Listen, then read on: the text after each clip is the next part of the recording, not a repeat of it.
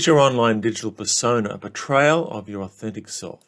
In other words, are you a digital fraud? Now, I'm guessing that the last time you visited Facebook, Twitter/X, Instagram, or another large online platform, that the system didn't ask who you really are.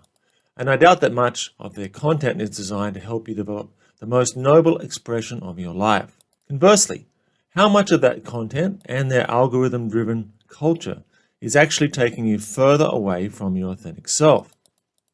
In this video, I'm going to give you a little test to check whether your social media feed is making you faithful to yourself or fake. And then I'm going to outline why it's important to take back your power from the machines, including several practical tips that will help you to do so. First, let's be clear about one thing. Big tech is very interested in you and your online habits, so much so they can track just about every digital move that you make, from the ethnicity of the people on your photos that you upload, your religious and political positions, and even your spelling errors.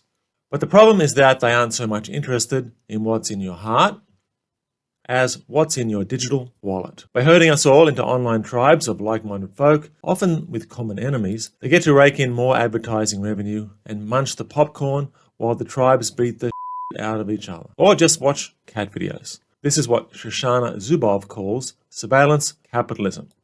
Now, the questions I'm about to ask you will help you to check to see if the relationship that you have with your mind, or your spirit, is deteriorating as a result of your engagement with online systems and online others. And, most crucially, is your head full of ideas that are not actually your own? Are your thoughts actually implants? From my perspective, identifying and honoring your authentic self is perhaps the most important task in life. And to understand that, you have to notice when your online behavior is out of whack with who you really are. So I developed this very simple and short task to help people clarify this. It simply involves answering these deep questions so that you can reflect on whether your online life is aligned with your core values. So here are the 6 deep questions. First, take a few minutes to relax, because it's important to answer these questions using your deep intuition rather than your analytical mind. I will pause a few seconds between each question to give you a moment to contemplate your answer. If you like, you can pause the video after each question to ponder more deeply, or to write down your answers in a journal or device of some kind. So, here we go. Number 1. Is the person I am while online today the person that my 10-year-old self would be proud to have seen me become? Number 2. Are the web spaces I frequent and the conversations I have online, including anonymously, representative of the most noble and wise version of myself? Number 3. Are my thoughts and actions online really my own? Or have I become possessed by the agendas of other people and organizations? Number 4. Who could I be if I let go of the focus and the narratives that consume my online experience? Number 5. What are some more empowering values and self-stories that I could express today to truly embody my authentic self? Number 6. And why don't I just live those values and stories now? So, how did you go? If upon reflection you feel that you're not living the values of your authentic self while online, you might find my book, Power and Presence, helpful in correcting your habits. And besides what you're about to discover in the rest of this video, including practical tips, there will be other videos posted here weekly on related topics. So please remember to like and subscribe to this channel. Now, reflecting upon your highest values and what you're truly here to be and become is a good first step to developing what I call digital wisdom, the wise use of online information systems such that we lead the machines and they don't lead us. If we wish to transcend the problems arising from this increasingly digital moment in human history, I believe that we have to implement a deeper approach than merely correcting systems, such as the political, institutional, or technological. We have to allow ourselves to incorporate deep self-reflection, including what Carl Jung called shadow work. And this includes both individually and as groups and societies. But let's begin with a rather mundane point. If you're going to begin to honor your authentic self in online spaces, you are probably going to have to change your online habits. And that includes how you engage the people who are trapped at that level. And that means just about everybody else. We all need motivation to change habits, because without a generally good reason to change, you and probably everyone else just going to keep right on doing what you've been doing right now, regardless of whether that behavior violates your most authentic expression of self. That's because habits are addictive. It's just easier to keep doing whatever it is you're doing now and being whatever it is you're being now, rather than trying to change. Now, for me, the initial motivation to shift my online behaviors was that it just felt wrong to be going into virtual war zones of endless projection and bullshit. I already knew what my prime values were, and I also understood how the system works. Well, enough to know I was sometimes being taken for a ride by the machines at my own expense. Further, as I outline in my book Power and Presence, what I call cognitive responsibility is one of the 5 pillars of the authentic self. So this is being able to witness thoughts and feelings as they arise within the mind and assume responsibility for them. So, I therefore knew I was out of alignment when I allowed myself to get drawn into online squabbles or to be emotionally affected by them. Now, I'm assuming that if you practice any kind of introspective or spiritual discipline, or just have a little bit of self-awareness, that you will feel a similar level of discomfort when in such environments. I suggest you don't ignore that feeling, but use it as a catalyst to align your online values and behaviors with the core values of your authentic self.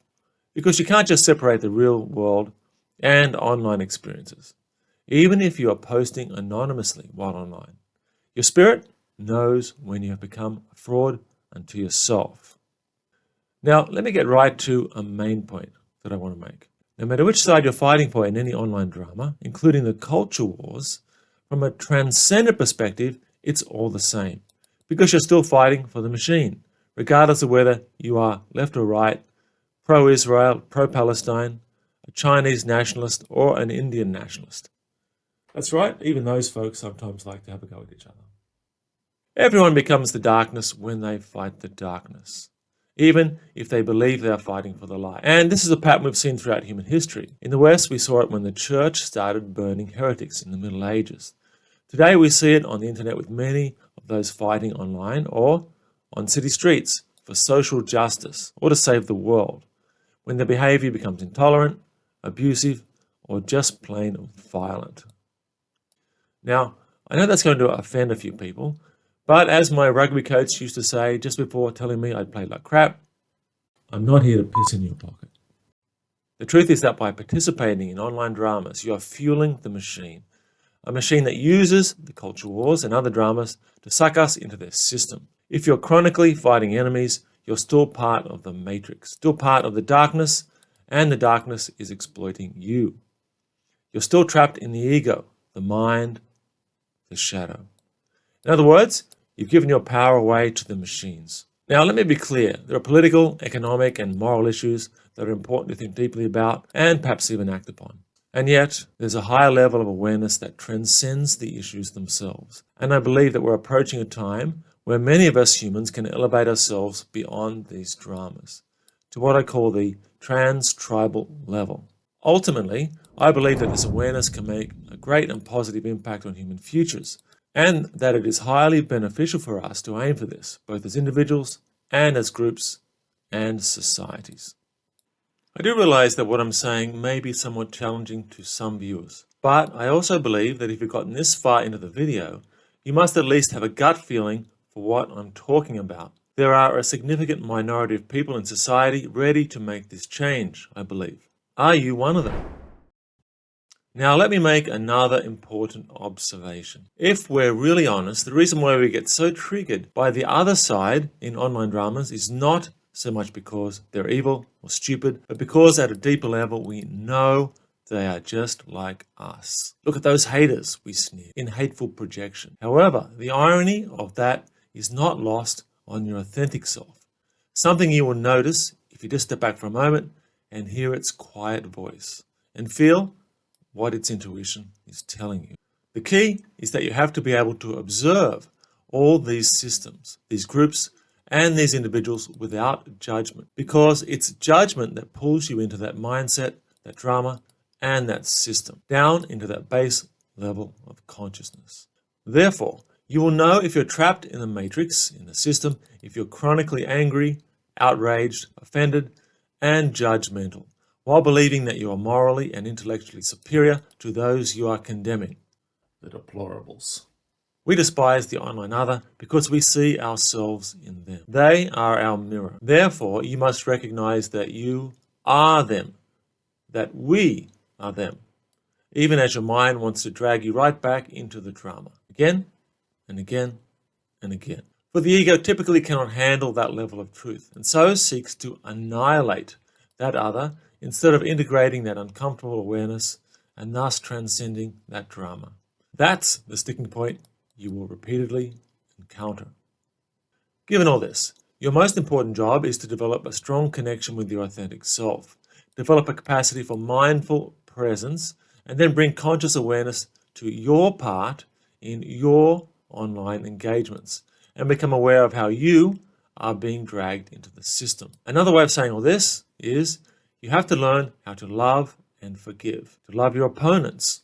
Otherwise, you can't rise above the system that has so many of us ensnared. When many traditional spiritual teachings say that love is the answer, this is what they really mean. Now, many people are happy to hear such words, but in the end, these words are often little more than a slogan, because in their moment of agency, when they are invited to choose love, most people instead choose the destructiveness of judgment and morality, and in the current virtual context, they choose tribalism. And therefore, you will also know when you are transcending the system, namely when you stop fighting it and fighting those stuck within it, when you are actually able to observe the people and the system from a transcendent perspective.